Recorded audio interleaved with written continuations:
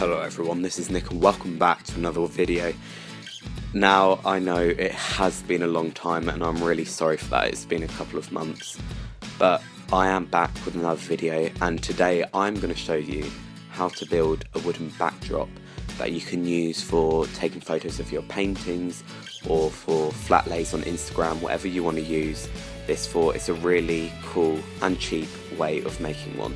So as you saw, all of the supplies needed will be in the description below, but I'm using 6 pieces of balsa wood, 2 then long thinner kind of like a 2x4 sort of thing of balsa wood as well, some balsa cement glue, and then or any kind of glue that you can find.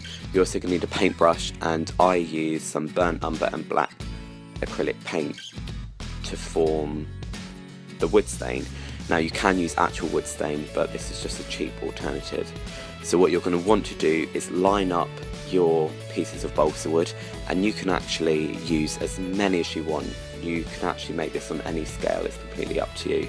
But you want to line them up and then take one of the longer pieces and put some glue on it or cement or whatever you're using, and then use that and hold down to glue the pieces together.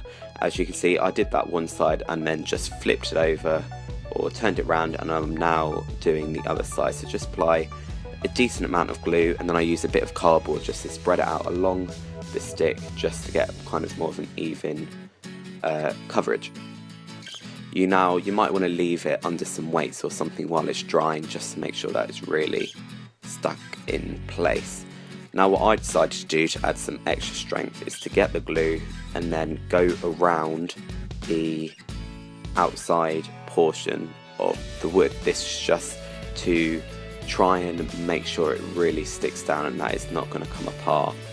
It's just a good kind of way to make it more stronger and more durable. Now I will add that actually these pieces of balsa wood that I use were cheap, but also they're quite thin as well. So you see later on I actually go through and I actually add another strip in the back just because the wood started to buckle when I painted, so it just kind of made it even more stronger. I'm not sure if I do that in the video, but just to keep that in mind, you can add more supports in the back if need be, just to help out. So now what you can see I'm doing is I've just got a pot of water, I'm taking the burnt umber and the black cheap acrylic paint, doesn't need to be anything more than that, and what I'm doing is I'm just taking some and I am squeezing it into the water.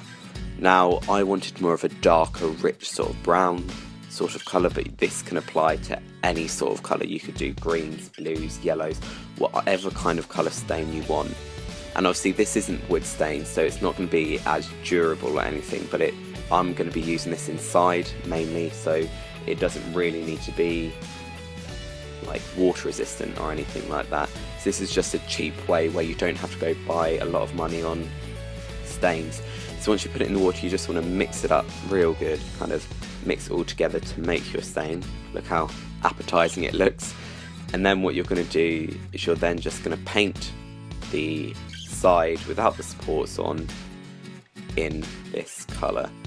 So what I ended up doing is I actually do a few different coats, and I even darken up my stain a bit as well. This is just so you can get to your desired darkness. So as I said earlier, the bits of balsa wood that I use are quite thin, so there's a bit of buckling, so that's why I then went in to add the other support. As you can see, what I'm also doing is I'm just taking a paper towel and I'm just using that to lighten some of the areas where you want to get a bit of a lighter colour, and that just kind of helps, you know, add a bit more dimension to it.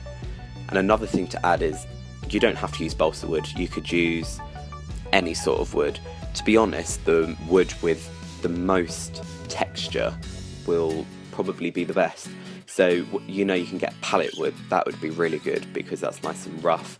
You just want textured wood, and that will really create a nice kind of textured look for those backgrounds for photos and things. As you can see here, I'm just adding a bit more black paint because I didn't think it was a dark enough stain. and then just mixing that back together, and then I go on with the second coat. Now you can repeat these coats, like I said, as many times as you want until you get the darkness or the richness that you'd like. So just like before, I apply a coat and I take a paper towel and I rub away some of it. This is just to, you know, make it so it's not too dark. So while I'm doing this, I just wanted to say I'm sorry it has been such a long time. I'm just getting into exam season and stuff like that, but I am going to try and upload frequent videos as much as I can, because in the bit of time that I've been away, I've actually gained quite a few subscribers, and I'm now actually over 300, which is really good, so thank you all so much. So stay tuned, I promise there will be more videos, so just look out for them. As you can see now, what I'm now doing is I actually just took a bit of sandpaper. I mean, this is completely optional, but I was just sanding away at some of the surface to add a bit more texture.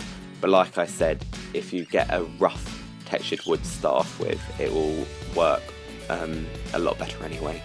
So as you can see, I'm just setting up a bit of a flat lay sort of image of a painting that I did, and I've actually shown how to paint an ocean in acrylic before, and I will leave a link to that video in a card in the top right hand corner. So here you go, there is an example of how it looks like as if you were to post it onto something like Instagram. So I hope you enjoyed this video, everyone. Make sure to subscribe, like, comment, and I'll see you next week, hopefully with another video. Goodbye.